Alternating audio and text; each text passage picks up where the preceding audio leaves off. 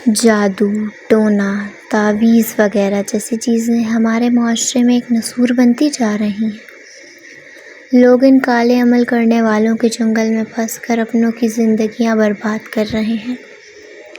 ہمارے گھر میں کبھی کسی نے تعویذ وغیرہ کا تصور بھی نہیں کیا تھا، اور نہ ہی ہم ایسی چیزوں پر یقین رکھتے تھے، مگر جو واقعہ ہمارے خاندان کے ساتھ پیش آیا اور جس طرح دیکھتے ہی دیکھتے ہمارا گھر جنت کے نمونے سے دوزخ کا مرکز بن گیا، اس نے ہمیں بہت کچھ سوچنے پر مجبور کر دیا، اور یوں لگنے لگا ہے کہ کالے عملیات کی دنیا کے سیاہ دلوں والے لوگ گھروں کو برباد کرنے کے لیے ان اوچھے ہتھ کنڈوں کا سہارا لے رہے ہیں۔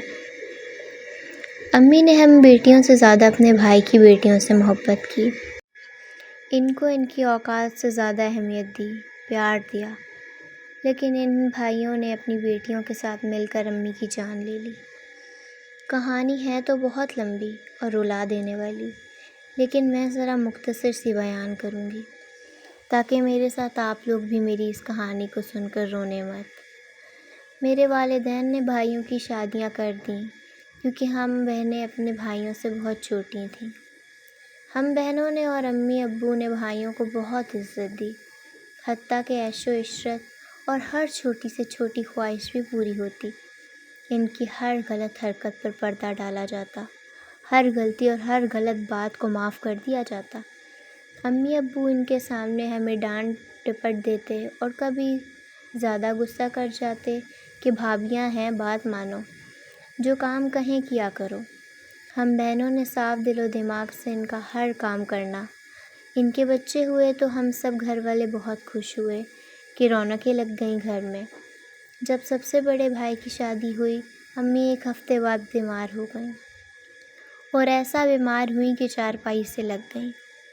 ہمیں تو پتہ نہیں تھا کہ یہ تعویذ، دھاگا، جادو ٹونا ہوتا کیا ہے۔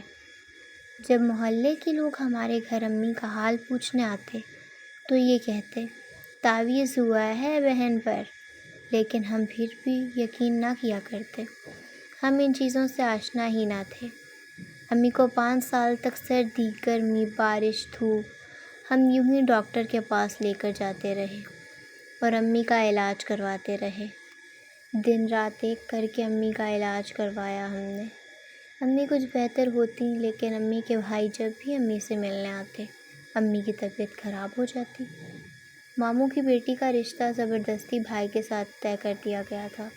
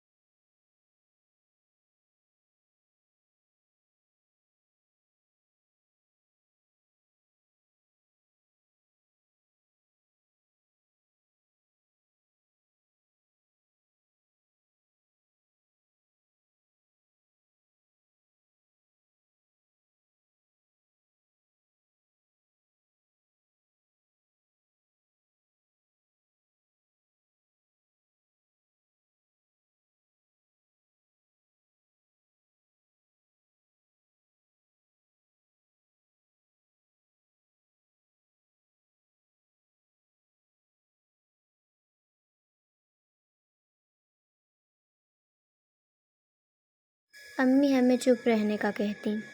ہم نے تقریباً امی کی بات کو 10 سال تک پہلو سے باندھ رکھا کہ چپ رہنا ہے، صبر کرنا، لیکن بھائیوں نے پورا گھر سر پر اٹھا رکھا تھا۔ 10 سال دن رات لڑائی جھگڑے فساد ہوتے رہے، لیکن ہم نے پھر بھی کوئی بات نہ کہی کہ بھائی ناراض ہو جائیں گے۔ پھر کچھ عرصہ کے بعد ہمارے ابو پر بھاری عمل کروایا گیا۔ ابو پر تعویذ کرائے گئے، لیکن اللہ نے ان کو زندگی دینی تھی اور ابو بچ گئے۔ تاہم ایسے ہی تعویذ چاچو اور چاچی پر بھی کروائے گئے۔ چاچو تو جان سے گئے، جبکہ چاچی کو معذوری کا سامنا کرنا پڑا، اور وہ آج کل لاہور کے ایک ہاسپٹل میں ایڈمٹ ہیں۔ پھر 3 سال کے بعد امی کو مارنے کی پلاننگ کی گئی۔ حالانکہ امی ابو نے کبھی کسی کا برا نہیں چاہا، کبھی کسی کو تکلیف نہیں دی۔ امی کو اچانک ایک انجان بیماری نے جکڑ لیا۔ وہ ہر لمحہ تڑپتی تھیں، کوئی تکلیف انہیں اندر ہی اندر مار رہی تھی، اور وہ ایک روز ہم سب کو چھوڑ کر چلی گئیں۔ کہانی میں نے لکھی تو بہت مختصر، کیونکہ میں شروع میں ہی آپ کو بتا دیا تھا کہ اگر کہانی لمبی اور رلا دینے والی ہوگی تو بیان کرتے کرتے میں خود بھی رو پڑتی، اور پڑھتے پڑھتے آپ کو بھی رونا آ جاتا۔